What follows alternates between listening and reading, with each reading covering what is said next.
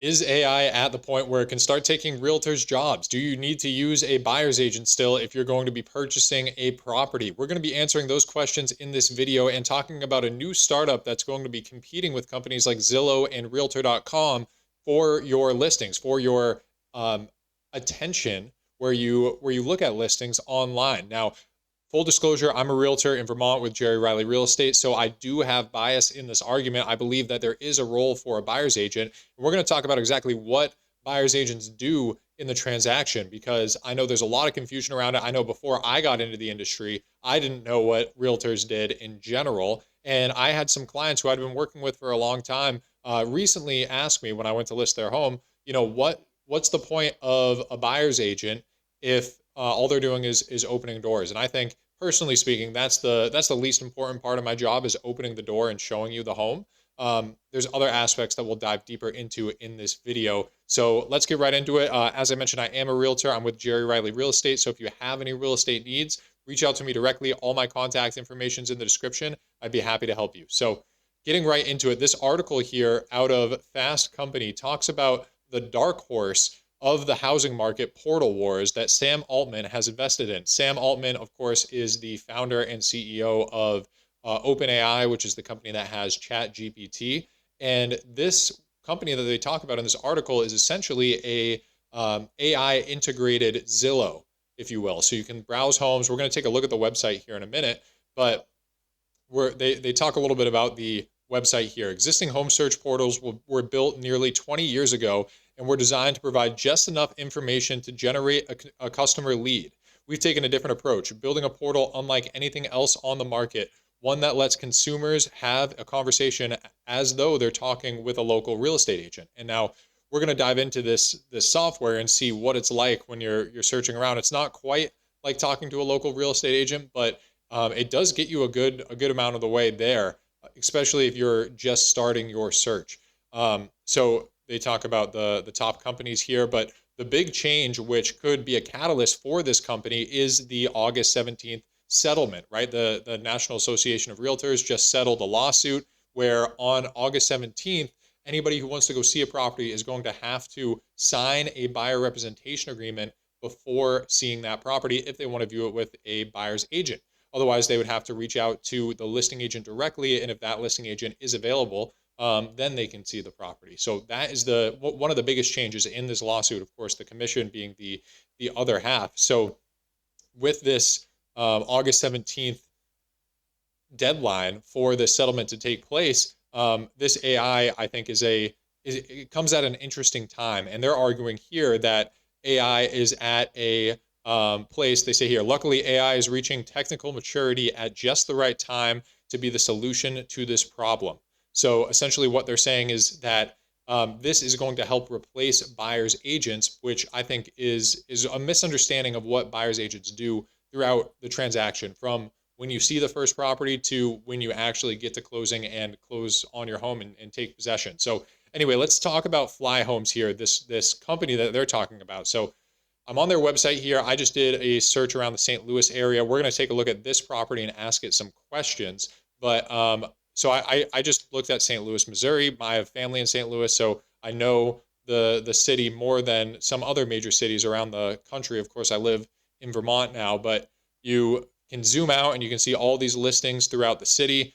Click on a certain location and it'll expand the listings in that neighborhood. And you can take a look at it.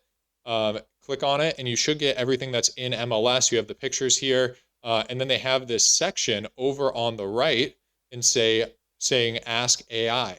So you can ask AI anything about the home, and they have some suggestions over there in the bottom right. It says here, what should I look for with this home? So let's ask it that question and see what it says. Or what should I look out for with this home?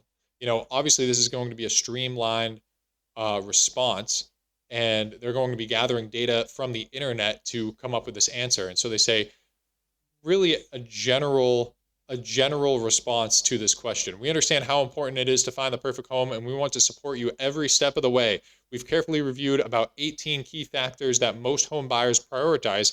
Here are some points to consider about this home.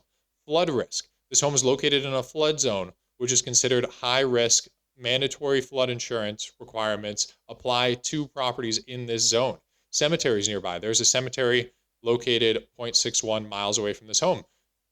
From my experience, many home buyers don't care if there's a cemetery located half a mile away, but you might, if you're a home buyer out there, care about cemeteries. The flood risk is something that you would definitely care about, and that I think is a great tool. A great way that this tool could be used is seeing if this property is in a flood risk, because this is something that you would previously need to ask your agent about. This is something that's not available through MLS in most MLSs. And so if we go back here, we take a look at this listing, we'll see if we see anything about flood zone. If I can search flood. Okay, so it does disclose that it is in a flood zone. So you are able to see that even without using ChatGPT, but this kind of streamlines it, where you might not know if you should look for, or if you should ask if this property is in a flood zone, where this went out and it sought that information, answered a question that you might not think of asking. So let's think of asking it something else here. I like asking, is this a good deal? Let's see what it comes up with. And so what I think it's going to say is, it's going to say, okay, right, the list price of the home is $499,000. The median sales price in this neighborhood is $503,000. Price per square foot is $205. Price per square foot, the median price per square foot in this neighborhood is $177. The Flyhome's price estimate, which is the Zillow Zestimate, is $545,000, indicating potential value appreciation. So, it's a really interesting when you break down all these metrics, right? If you were to ask a realtor this question, they would compare it, or at least if I were asked about this question, I do have stats about the median sales price around the area or the different neighborhoods, the price per square foot, things along those lines. But I would be comparing it to other homes and other layouts that aren't as tangible and that don't come up in this online system. But still, I do think this is a great first step if you're looking into properties, to ask these questions, get some of this initial information before you dive deep and decide to make an offer. So while I do think that this system is great, it's a great transition forward from Zillow, from Realtor.com, and can help streamline things for the home buyer out there, I don't think it takes all the jobs of the buyer's agent that are there, right? When you look at, let me see here. I wonder if I ask it this. So it's been on the market for 67 days. I'm going to say, it's interesting here, the estimated sales price is $50,000 lower here than what the AI said. But I'm going to say, what price should I offer to get the best deal? And see what it says. From my experience, negotiating on price, at least in this market in Vermont, so it basically just spat out the exact same question, the exact same answers. So it didn't give you any suggestion about what price you should go in at. It doesn't give you anything about how motivated the sellers are. And then it can't answer some questions that are restricted by fair housing laws, just like realtors can't estimate that as well. Buyers should probably act fast. So they're saying it's a hot market. Hotness score is 53. Median days on market is 5. This indicates the neighborhood is selling relatively quickly. Median price to sales ratio is 1, meaning that on average, homes are selling for their full list price. Homes sold percentage in the past 3 months, for every 100 homes listed in the market, 53 were sold. This suggests relatively high rate of home sales, which could be a sign of motivated sellers. That seems kind of backwards to me. Market score has a market score of 50, indicating a hot market compared to other markets. When we take a look at the listing itself, so the reason I got 67 days is because I was looking at this price tracker. And so it was under contract at 500,000, listed for 500,000, for sale, active, under contract at 500,000. So this one might be under contract already. It still says house for sale on this website. Let me see if it can tell me that. Is this home under contract? Let's see what it says here. And I'm just playing around with this to give you guys an example of what this does. Yes, this home is currently under contract. So, that's a simple question that you'd be surprised how many people call me and call the office and ask, is a home under contract or is it still on the market? So this, even though it's not clear on their website, you can ask AI. It still says for sale. You can ask AI and find out if this is officially under contract. So why do I think that this is not going to replace buyer's agents? Is because buyer's agents, these simple questions like what's the median price in this neighborhood, this is all information that's already available online. Even if people didn't have AI to ask ask these questions and make the information more accessible to them, it's information that they could find online with a few Google searches, right? Most MLSs publish their market data publicly, and you can use websites like Zillow and Realtor.com to get a feel for the price per square foot in different neighborhoods. So I don't think this is giving us any new information. And when we take a look at what the actual role is of a realtor throughout the transaction, right, opening doors and showing the property is the least important part of the job, right? Anybody can do that. Anybody can walk into a home, open the door, let people walk around. I mean, it's really no big deal. But the point of a buyer's agent, when I'm at a showing with my clients as a buyer's agent, I am looking around at the property to see, okay, what about this layout makes this property attractive or unattractive? What about the finishes? Are there any red flags that I'm noticing about the property? Are there any points of deterioration that might come up in a building inspection?